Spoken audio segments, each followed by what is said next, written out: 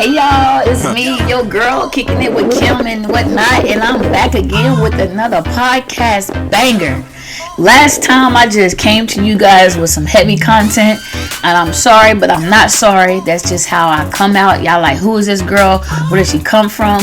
Well, ask no more. I am here live and in color, letting you guys know a little bit about me. So today's segment is just gonna be real, kicking it back like style. We're gonna get into some wonderful things about Kim. So I got my friend along with me, Pooh, with my morning brew, and I'll start off with how I like my coffee.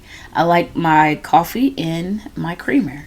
People say they like creamer in their coffee, but me, I like it very sweet.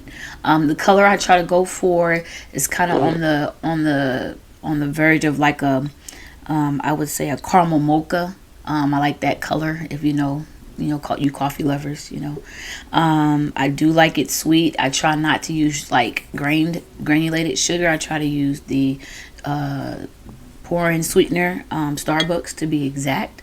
I think right now we have caramel macchiato. Yeah, so that is what I am drinking on. And shout out Winnie the Pooh. I am a fan. I like to come up with catchy phrases. Kicking it with Kim. That's what y'all doing right now. Y'all kicking it with me. Like kicking it. Like kick back. Like kick it. You know what I'm saying? Keeping it moving. Kim. That's also one of my surnames. So you might hear myself refer to myself as Kim. Keep it moving. And if I do that, just keep it moving. Follow me as I will bless you. I promise you it's going to be a blessing.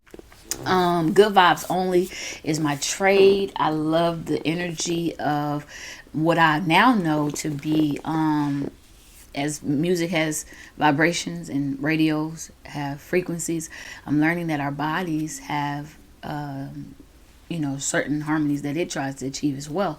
So people can find it in water, in nature, they can find it in cats or dogs, they can find it in rock music if that's their outlet, they can find it in sports. So for me, when I learned the term good vibes, I used it to be more intentional about energy and how I absorb. I'm very much like giver. So a lot of times I'm giving energy, not realizing what's also being attached to me. Go check out No Strings Attached. I have a video about that. It's from my way back before my locks, as y'all can see.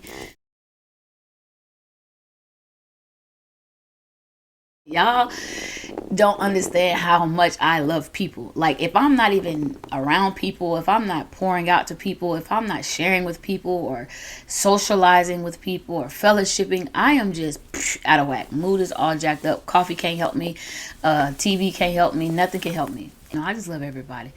I was a kid at the playground that literally played with everybody.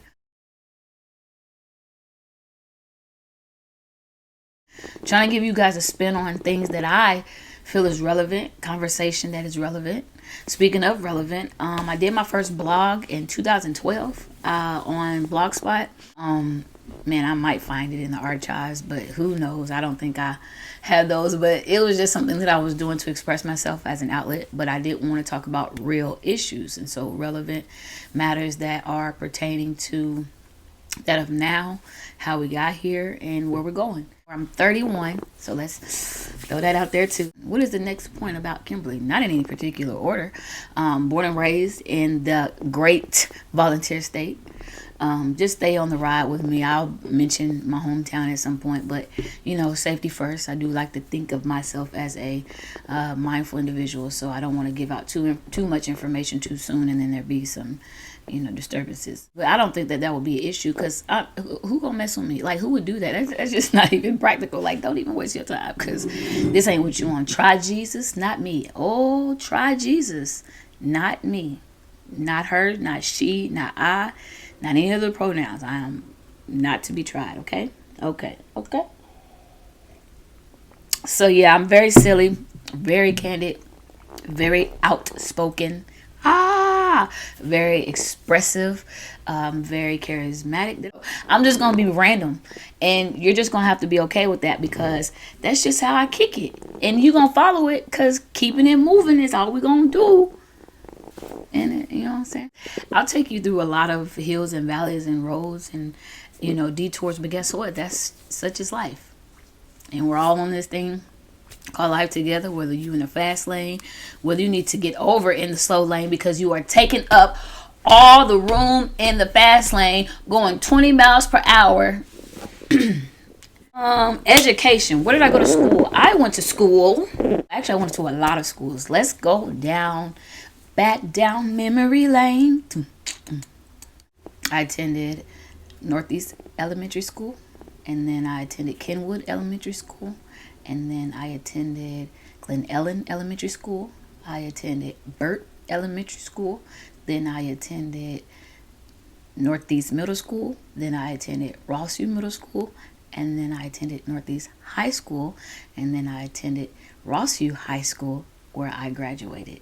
After graduating from Rossview in 2008, I went on to college, and I went to the great Middle Tennessee State University, and I graduated with my first degree in 2012 and my second degree in 2016.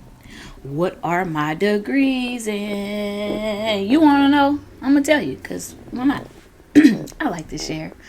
My first degree was in education. I was destined, so I thought, to be a teacher. And that's the one way that I knew I was impacted. Truthfully, teachers were more than teachers to me growing up. It was, sometimes that they just gave me really heart to heart, really, stern discipline. They saw a lot in me that I didn't see in myself. They gave me a lot of encouragement, and I just really loved teachers. And so I thought, let me be one of those people that I needed, or that I enjoyed. So I did not think that I was going to have to write so many papers. Okay. And take so many tests and pay for so many tests to take. So I realized my passion wasn't in the studying, wasn't in all the test taking. I was more anxiety driven about every thing academic wise. So it was just kind of sucking my passion. And I realized that during my junior year of college, and imagine freshman, sophomore, junior, and you about to be a senior next year, and you just don't feel like your major is what is your purpose. And I did some careful consideration, prayed about it, talked to my family members. My grandmother, she would always give me wisdom. My sister, she was pursuing her degree at Western Kentucky, and she was, just hearing what I was saying as far as like, I'm in this major and come this far, and this is what I want to do. I want to help people. This is how I see myself helping people. She said, Kim, you're a social worker. I said, no. Because my idea of a social worker was people that came and got kids from homes that were, damaged, broken, abusive, things like that. So that's all I thought. Well, my sister said, no, you're a social worker. She was pursuing her master's at the time. And when I started looking into the major, I started looking into the jobs, I started looking into the opportunity. I said, wow, like there's so much within it that I really didn't know. Getting into my master's program. Okay, so I just graduated in 2012, and I had an opportunity to serve my country. Deployed in 2014, and had an incredible experience. And right there, smack into that experience, I was pursuing my master's, and I had since got into the program, and it was conditioned because I was actually late submitting my application, and it was already, the deadline had already been met. I was just determined, and I wouldn't take no as an answer, and I submitted my packet, and the very lady that I submitted my packet to ended up mentoring me my whole entire master's program. And shout out, I will say her name if I, could, and I guess I can, but I'm not. But I love her. She knows who she is. If she ever watches this video, she knew that I was going through a lot, and she was teaching me a lot in the classroom, but she was making it make sense in my life, and it made more sense why it was my purpose, but more so why it was my passion. So I since moved on to, not just being intentional about my purpose, but being passionate about what I'm purposed to do. I knew that 9-to-5 traditional setting wasn't my thing, even though I can do a thing. I did military. I did McDonald's was my first job. I had Chicken Shack experience. I worked at a factory. I've done it all. I'm not ashamed to say I've worked. Man, if y'all know my father, y'all know he a hardworking man. And I have picked up that attribute. So I can pretty much put my hands to anything. I can touch anything and pretty much figure out how to make it work. So something I'm personally very much proud of, for sure. One of my highest achievements, for sure, is being able to be a hard worker. Throughout that experience as a master level, I was groomed professionally. I was also being groomed as a leader in my community. I was a part of the wonderful Boys and Girls Club of America. I absolutely, with all my heart and soul, am so proud to say that I worked as a staff at the Boys and Girls Club. I never attended as a kid, never was a member, and came into it in college. It was really close to the campus, the facility that I started at. It was really close to campus, and so I wanted to be around kids. Like I told you, I wanted to teach, and so that's actually where I got a lot of observations. I got a lot of school content from that Boys and Girls Club. I made a lot of friends, a lot of professional partners, and they were really intentional about grooming professionals. Shout out to the director at the time when I came in. I still get a random phone call from her today, and I thank her for those random phone calls, because she also was one of those people that showed up and saw the potential and saw other things in me that I didn't see in myself, and helped me to reach higher heights. So shout out to that person. Y'all, I got a lot of stuff. Like I said, I could keep going. I'm a give y'all more as I go along. I promise you guys, you're not going to miss a beat. And trust me, if you think you missed out on something, I'm probably going to repeat it, say it again. So don't feel like you have to sit at the edge. I want you to sit at the edge of your seat, but don't anticipate, I missed something, or I didn't get something, or that's, it's going to be later shared, because a lot of my experiences, a lot of my teachings are wrapped up in, who I am and how I came to be. So, yeah, don't get mad if I just cut this video a little short, like right now, because I don't know what else to tell y'all right now.